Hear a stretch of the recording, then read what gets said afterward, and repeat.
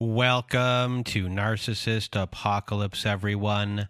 I am Brandon Chadwick, and today we will be doing a debrief on Parker's story. It was a re-release of Parker's story, and for those of you who have not listened to Parker's story yet, Parker grew up as a Jehovah's Witness in a family and religious community where girls and women were taught to submit to male authority. Parker was sexually assaulted by an older man who was connected to her community, and when she reported what happened, she was not protected in the way that she should have been protected, and instead she was questioned by male elders, publicly disciplined in the congregation, and really left carrying a lot of shame for something that was done to her. And when Parker was still very young, she met the man who would become her husband. At first, he seemed understanding. He listened to her. He comforted her. He respected certain boundaries in the beginning, and things moved pretty quickly. She became pregnant. She returned more deeply to the religion she was brought up in because she believed she had a responsibility to protect her children spiritually. And over time, her husband became more controlling. He used silence, he used anger, he used accusations, he accused her of cheating. He really made it difficult for her to go places, to talk to people, or just have a life outside of him. And eventually he became more involved in the same religious structure that she was. And now this abuser had another tool to use against her. He could say that she was not being a good wife. He could use elders in the congregation to pressure her, and he could turn her own beliefs against her. And then eventually came suicide threats. He would threaten to leave. He would threaten to kill himself. He would tell her that she made him want to die. He pulled other people into it. He used his crisis here as a way to regain control when Parker began to set boundaries. And after the separation, the control here didn't stop. It moved into the legal system, custody, accusations, parental alienation, and attempts to turn one of the children against her. And this is just a summary of Parker's story. And this summary really just shows how many layers here were involved. It was a pattern of control that was reinforced by religion, by family pressure, by community pressure, gender roles, fear, the threat of losing her children, and it was all propped up by this system and this institution that was behind it. And before we get to our key takeaways, themes, and fear, obligation, and guilt of Parker's story, if you want to be a guest on our Survivor Story episodes like Parker was, please do go to our website at narcissistapocalypse.com, click on the guest form button, fill it out, and press the submit button. Also at our website, we have a support group, so if you need support, join our support group. We have Zoom meetings every Wednesday night, Thursday afternoons, and Saturday nights. We have forum boards for you to post on to get the validation that you need from survivors just like you. It is a great group of people on there, and you can make a lot of friends too, so join our support group today. And we also have a newsletter, and with every newsletter, you get a free workbook from every new survivor story. So sign up for our newsletter today at narcissistapocalypse.com. And now we're going to get into our key themes and takeaways. And the first one we have here is spiritual abuse in the training to submit. And this was big in Parker's life. Spiritual abuse here is when faith, doctrine, scripture, leadership, or spiritual fear gets used to control someone, silence someone, shame someone, or just keep them in harm's way. And in Parker's story, submission was something that she was taught over and over again. And men were the head, women were supposed to obey. Women were emotional, men were logical. A wife was to support her husband's decisions no matter what, even if those decisions were very, very harmful and abusive. If the marriage was struggling, the burden was placed on her to do more, give more, apologize more, cook the favorite meal, keep the children quiet, and just make the house peaceful and to try harder. And that kind of teaching can really make abuse very difficult to identify because you're already living within this system. So instead of asking, is this relationship hurting me? Parker here is asking, am I failing spiritually? Am I disappointing God? Will my children suffer because of me? And when an abuser here, like Parker's abuser, understands that, they do not have to invent a new system of control. They can just really step into the system that already exists. And Parker's abuser learned the language of the religion. He learned how to use the elders. He learned how to frame her resistance as disobedience. And that is why spiritual abuse here can really be very disorienting, because the survivor may not only feel afraid of the abuser, they may feel afraid of the consequences of not obeying the belief system that is propping up this abuser, the belief system that is being propped up by the institution as well. And that is a huge trap. And a person can know that they're being harmed and still feel like leaving means that they're doing something wrong. And that was going on with Parker here. And another big theme and takeaway is institutional betrayal. And we've already discussed it a tiny bit, but with Parker's story, institutions are committing abuse, aiding abuse, enabling abuse. So when Parker was 14, she needed protection. She needed care. She needed adults to come in and say, this was not your fault. And she needed people to stand between her and the person who harmed her. But instead, Parker was questioned. She was judged. She was publicly disciplined. And then when the person who assaulted her returned to group meetings, Parker was the one sitting there in a car crying while the adults around her just continued on. And when the people and systems around you are responding by blaming you or minimizing what happened, or protecting the institution by protecting the person that is the abuser, you know, they're protecting this institution and the abuser instead of the survivor. And that harm that is being caused right there is going to really get deep, deep inside of you. And a survivor like Parker here is not only recovering from what the abusive person has done, they're also recovering from this institutional or system response that is going on. And victims learn that telling the truth here does not lead to safety, that authority figures will not protect them, that their pain is less important than the image of the group, and that they're responsible for managing the comfort of everyone else, even if they are the one that is being harmed. And this is just devastating, and this can have lifelong effects: depression, anxiety, isolation, and a myriad of different fears going on here as well. Guilt, shame, everything under the sun that will keep you quiet and keep you controlled. And it's very hard to dig yourself out of this hole when you're living, with this institutional betrayal. And then theme 3, key takeaway 3 here is suicide threats as coercive control. And with Parker and her story, her husband did not simply say, "I am scared of what I might do and I need help."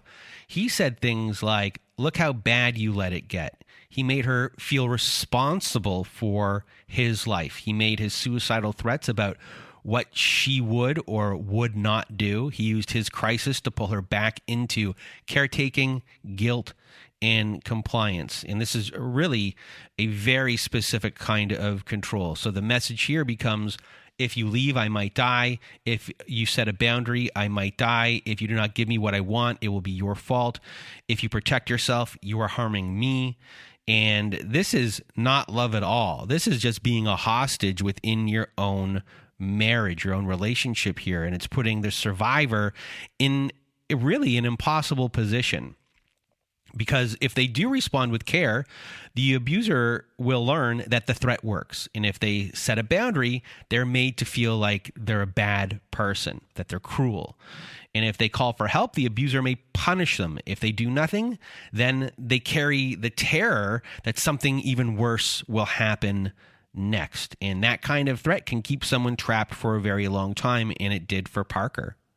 And then the next big theme and takeaway we have here is parental alienation as a continuation of control. And in Parker's story, the control did not end when the relationship ended. There were threats, there was legal pressure, accusations, attempts to make her look unstable or unsafe. And then later, there was a campaign involving her daughter where her ex and others fed the child a version of Parker that was not true. And the abuser was working to really poison the relationship with Parker and her kids. And Parker here had to really make a very difficult choice. Defend herself to her children by telling them adult information they were not ready to have, or she could protect them from the full truth and risk them believing the lies about her. And this is just an awful position to be in. And Parker here chose to protect her children as much as she could. She did not unload everything onto them. She did not make them responsible for any of the adult realities that were going on. She just kept on trying to stay steady even while her daughter was being turned against her. And thankfully here, eventually her daughter did see more clearly and came back to the fold. She could see what was going on.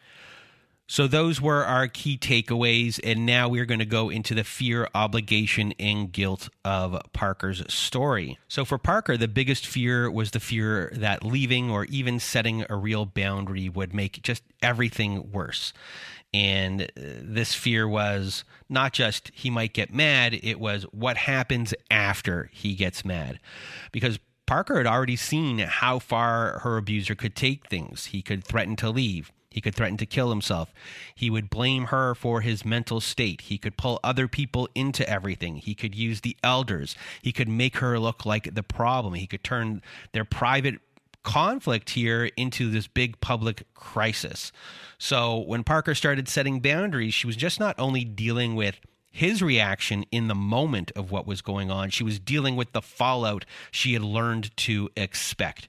And this is the type of fear that can keep someone in a relationship longer, because leaving here does not feel like a clean exit at all. There's a lot of hoops that you might have to jump through. It's going to set off a giant chain reaction. And the abuser here trained Parker to believe that.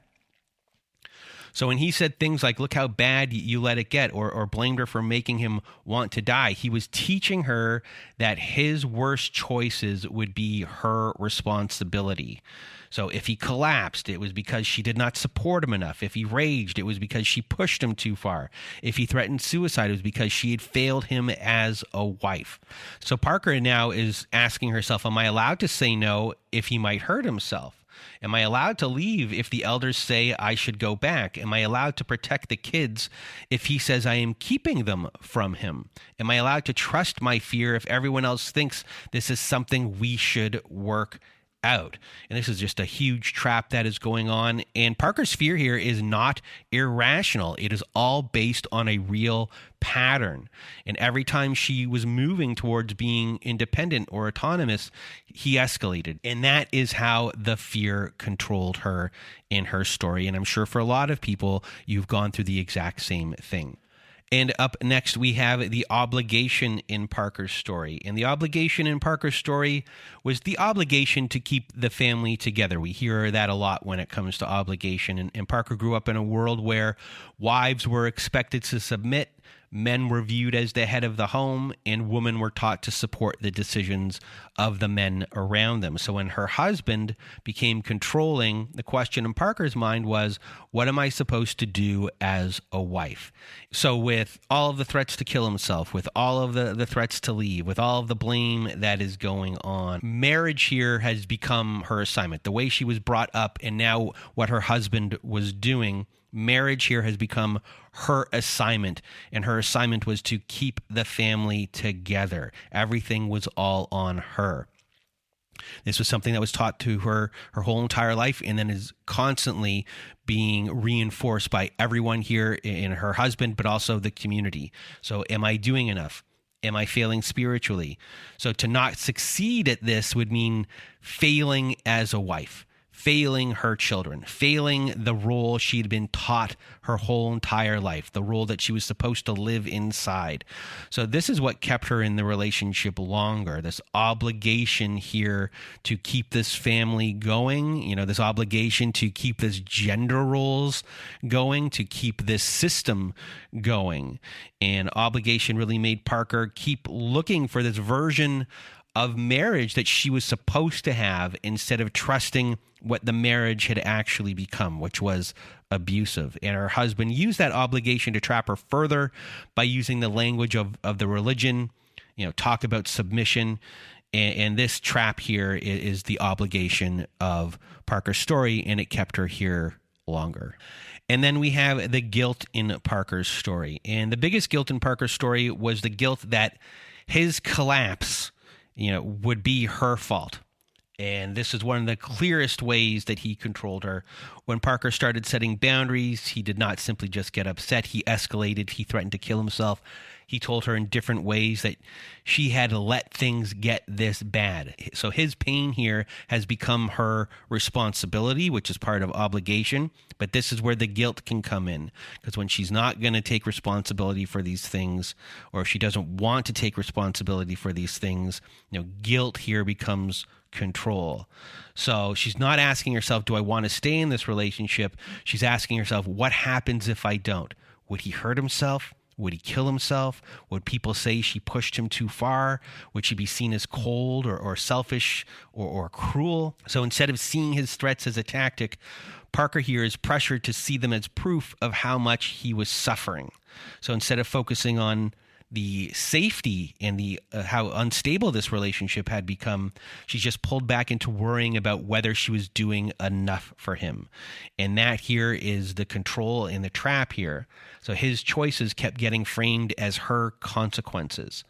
And when other people are getting pulled into it, that guilt can become even heavier and heavier and heavier. And the people around them were also repeating this same message as well. So this kept Parker in this relationship longer because leaving just didn't feel like protecting yourself. It felt like she was abandoning her partner with all these crises that were going on. So Parker was not responsible for his choices, his threats, his emotions, his treatment, and his survival, but the guilt of this situation made her feel like she was. And that's why guilt is so powerful, and that was the control in this relationship. And I'm sure for a lot of you as well. So that was the fear, obligation, and guilt of Parker's story. And now we're going to discuss the things I want for Parker going forward. So the first thing I want for Parker is peace without having to earn it, because so much of her life was spent trying to prove she was good enough, faithful enough, patient enough, forgiving enough, responsible enough. So I just want Parker to have peace for herself that doesn't require any performance at all.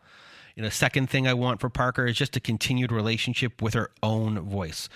She was taught to be quiet. She was taught to submit. She was taught to protect the image of other people in institutions. And I just want her to keep her own voice. And I want her voice to just start to really belong to her more and more and more and more. And then the third thing on our list that I want for Parker is just continued connection with her children that is not controlled by the lies of someone else. And that relationship was really targeted by her abuser. It was interfered with. It was used as a weapon. And I just want Parker and her children to keep having room for truth, repair, boundaries, and love that is not managed by the version of the abuser's reality or the reality of the institution that was aiding and abetting and enabling everything. Those were key takeaways: our fear, obligation, guilt, and the things that we want for Parker. And I want all those things for everyone out there who's listening right now as well. I want you to be happy. I want you to be free. I want you to feel free. And for those of you who want to be a guest on our Survivor Story episodes, please do go to our website at narcissistapocalypse.com. Click on the guest form button, fill out the form, press the submit button, and we will go from there. And if you want to join our support group, we have a support group at narcissistapocalypse.com. And we also have a newsletter where you get a free workbook for every new Survivor Story that we put out. And that is all at narcissistapocalypse.com. And that is it for today's debrief episode. So for myself and Parker, we hope you have a good night.